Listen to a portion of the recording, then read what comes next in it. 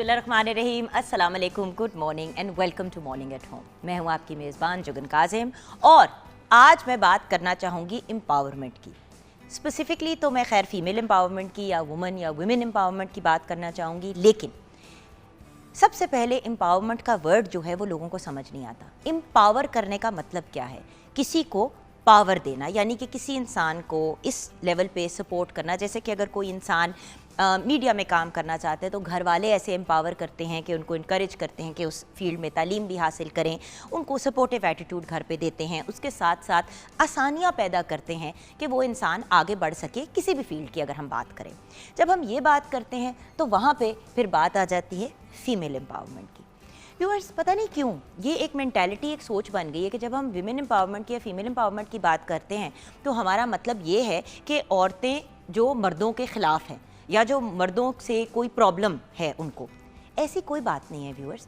हम तो सिर्फ ये कह रहे हैं एज विमेन कि हमें भी उतनी ही मार्जिन और उतनी ही स्पेस मिले एग्जिस्ट करने की जितनी मर्द को मिलती है। कैसे?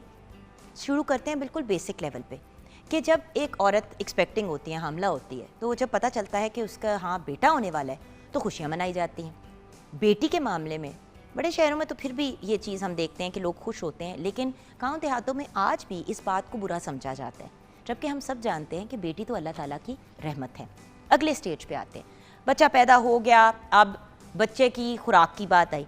टेबल पे बेटा भी बैठा हुआ है, बेटी भी बैठी हुई है, बेटे को सबसे अच्छी बोटी निकाल के दी जा रही है, बेटे के खाने के ऊपर तवज्जो दी जा रही है, मेरा बेटा क्या खाएगा, मेरा बेटा क्या करेगा, मेरा लाडला, मेरी जान। और फिर बातें भी ऐसी की जाती हैं जिससे बहुत ज़्यादा ऐसा लगता है कि जी बेटे से बहुत ज़्यादा प्यार है, बेटी से कोई ख़ास प्यार नहीं है। और बच्चियाँ ये चीज़ें नोट करती हैं और एहसास कमतरी का शिकार होती हैं। तालीम की बात करें तो बेटे और बेटियों को स्कूल तो भेज देते हैं शुरू में, लेकिन बच्ची 5वीं 6ठी जमात में पहुंचती है तो उसको घर बिठा लेते हैं, या मैट्रिक के बाद कहते हैं कि बस इसकी शादी कर देते हैं, क्या फ़ायदा इसको मज़ीद और पढ़ाने का। व्यूअर्स, तालीम एक ऐसा ख़जाना है, एक ऐसा ट्रेजर है, एक ऐसी इन्वेस्टमेंट है जो आप अपने बेटे और बेटी, ट्रांसजेंडर जो भी आपके घर में औलाद है, उसको आपको देनी चाहिए। क्यों? क्योंकि उस तालीम के थ्रू वो बच्चा या बच्ची अपने फ्यूचर को सिक्योर कर सकती है। लेकिन हम क्या करते हैं? बच्चियों को निकाल लेते हैं। अगर पेरेंट्स सिर्फ एक बच्चे की यूनिवर्सिटी की फ़ीस अफोर्ड करते हैं तो बेटे को पढ़ाएंगे, चाहे वो बिल्कुल ही वो जो कहते हैं ना मैट्रिक फेल वाला बच्चा हो, किसी भी तरह जान पहचान करके उस बच्चे का दाखिला करा के उसको पढ़ा देंगे, उस बच्ची को घर बिठा देंगे जिसके ग्रेड्स भी अच्छे आ रहे हैं, जो एक हाई परफॉर्मर भी है स्कूल या कॉलेज के अंदर। अगेन क्यों? बिकॉज हमें ये ज़्यादा ज़रूरी लगता है कि बेटे को आगे लेके चलना है। उस बच्ची को भूल जाते हैं जो घर को भी साथ लेके चलेगी, अपनी ज़ात को भी उसने आगे लेके चलना है, अपने बच्चों की भी तरबियत करनी है। मैं ये नहीं कह रही कि बेटों को ना पढ़ाएं, मैं ये कह रही हूँ कि जहाँ बेटे को पढ़ा रहे हैं वहाँ बेटी को भी पढ़ाएं। अच्छा, फिर आगे बढ़ते हैं। जब ज़िंदगी आती है इस स्टेज पे जहाँ पे बच्चों ने अपने करियर्स को या काम शुरू करना होता है तो बेटी की तो फ़ौरन शादी कर दी जाती है कि भाई इसको तो बाहर करो ना, इसको ज़्यादा देर बिठाया तो इससे शादी कौन करेगा। व्यूअर्स, दुनिया कहाँ से कहाँ चली गई है। लोग 30, 35, 40 साल की उम्र पे शादियाँ करते हैं अपने काम, अपने करियर्स को बना के, जो ज़्यादा करियर ओरिएंटेड होते हैं। अब मैं ये भी नहीं कह रही कि 40-50 तक वेट करें, लेकिन अगर थोड़ा टाइम ज़्यादा भी हो जाता है आप लोगों की नज़र में तो अच्छे रिश्तों की कमी तब होती है जब हम बच्चियों को बंद करके घर में रखते हैं। कि आपसे वादा किया था, आज हम बात करेंगे वुमेन या वुमन एम्पावरमेंट पे। अब एम्पावरमेंट का जब वर्ड यूज़ करते हैं तो लोगों के जहन में बहुत सी अजीबोगरीब चीज़ें आती है। ख़वातीन बड़ी खुश हो जाती हैं, मर्द हज़रात के शक्ल के ज़ाविये बदलने शुरू हो जाते हैं।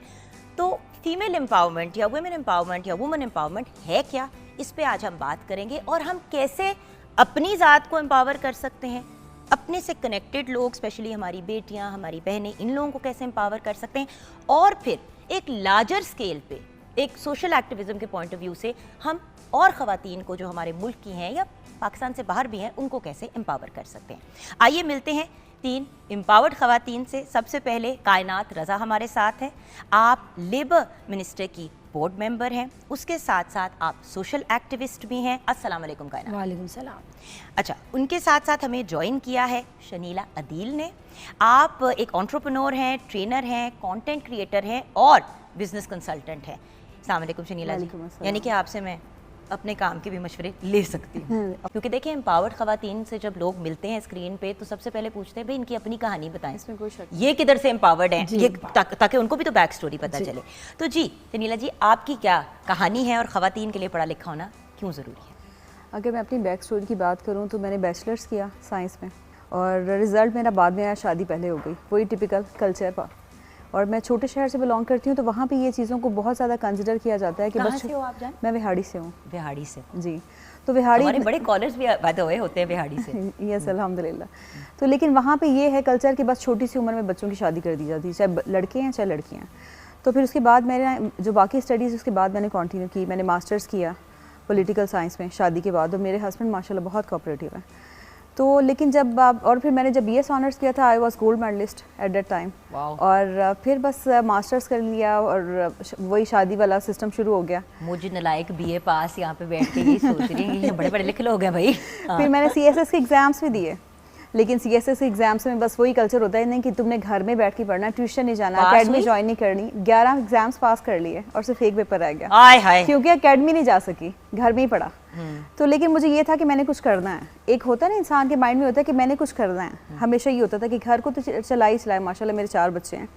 तो लेकिन साथ साथ एक दिमाग में बात होना कि नहीं मुझे कुछ करना है, कुछ ना कुछ अपनी लाइफ में इनोवेशन लानी है। फिर मैंने फैशन डिज़ाइनिंग के कोर्सेज़ किए और फिर मैं फैशन डिज़ाइनिंग की तरफ आ गई और अपना बुटीक बनाया लाहौर में। बड़ा अच्छा मैं रन कर रही थी, फिर मैं लाहौर में शिफ्ट हो गई। But I have to move backward, वही मुझे I have to move back कि मुझे अपने सिटी में दोबारा वापस जाना पड़ा because my husband is one and only son of his parents. तो फिर इस वजह से उन्होंने अपने पेरेंट्स को भी लुक आफ्टर करना था। लेकिन फिर वही बात आ जाती है कि आप वो छोटे शहर में हो तो ना तो आप जॉब कर सकते हो, जॉइंट फैमिली सिस्टम, कल्चर ऐसा होता है कि आपको घर में ही महदूद होना पड़ता है क्योंकि अब बस ये सोच होती है कि कमा के क्या करना है, तुमने बाहर जाके क्या करना है। जब तुम्हें हर चीज़ मिल रही है, हर चीज़ घर में अवेलेबल है, तो ज़रूरत क्या है?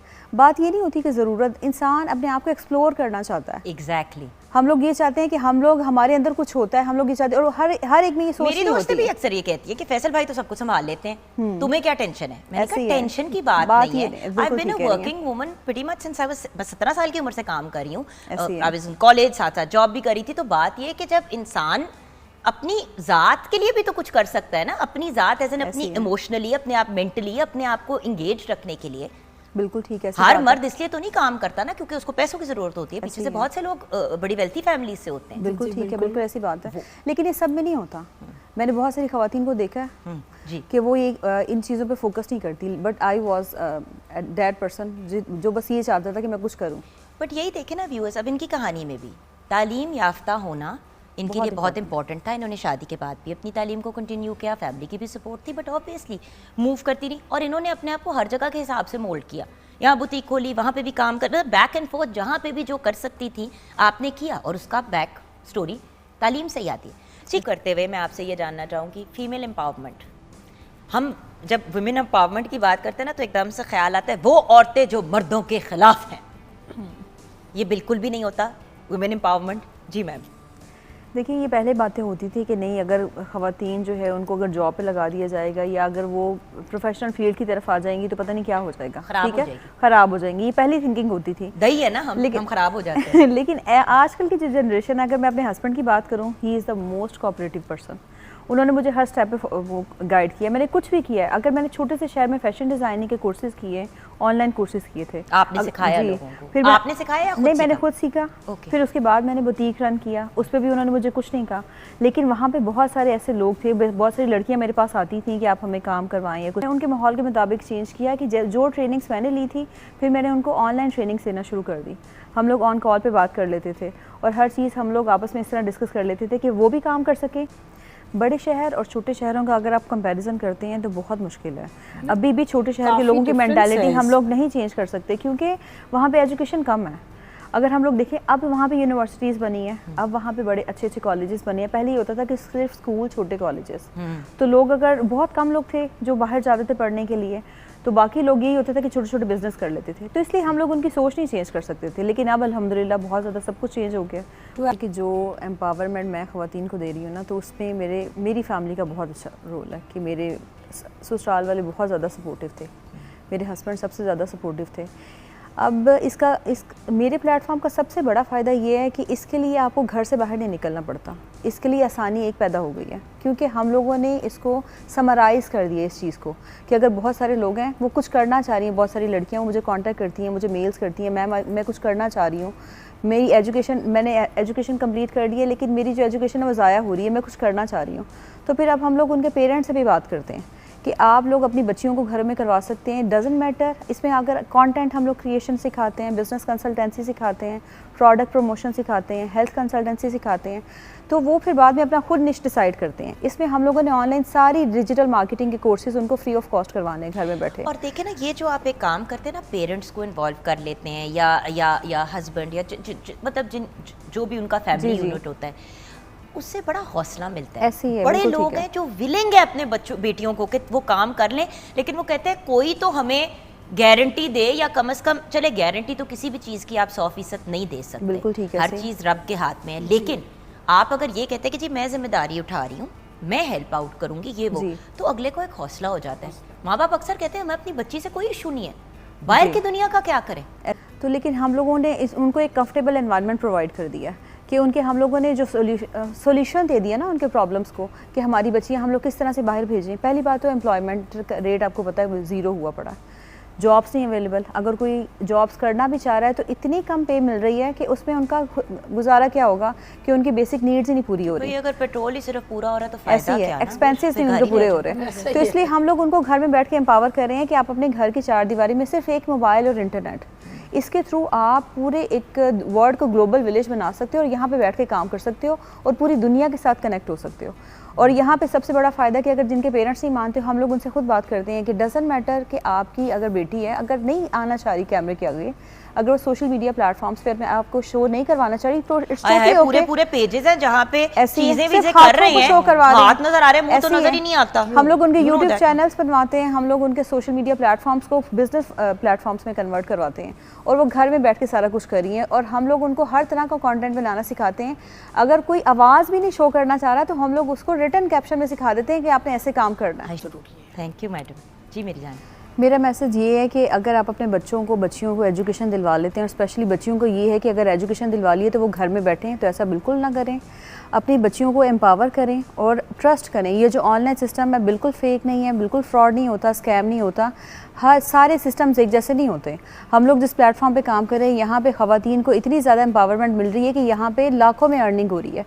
और ये है कि वही लोग जिनको हम लोग सिखा रहे हैं फिर वही एज अ ट्रेनर काम करते हैं, और ये जो एज अ ट्रेनर काम करते हैं ये इंटरनेशनल लेवल पे काम करते हैं। इससे सिर्फ उनको पैसे नहीं मिलते, उनका कॉन्फिडेंस, उनकी पर्सनालिटी, हर चीज़ चेंज होती है। एक तो पैसे भी आ गए, पर्सनालिटी भी चेंज हो गई और उनको रिकग्निशन भी मिल गई। और यहाँ पे बहुत सारे बोनसेस भी हैं, कार प्लान्स हैं, होम प्लान्स हैं, बहुत कुछ है, फॉरेन टूर्स हैं, जो जब आप हमें कनेक्ट करेंगे तो इंशाल्लाह हम आपको हर चीज़ सिखाएंगे भी और आप अपने सिस्टम का हिस्सा भी बनाएंगे। और ये लाइफ टाइम ट्रेनिंग्स हैं, ये नहीं है कि आपने एक दफ़ा बस एनरोलमेंट कर ली और 2-3 महीने का कोर्स किया और ख़त्म हो गया।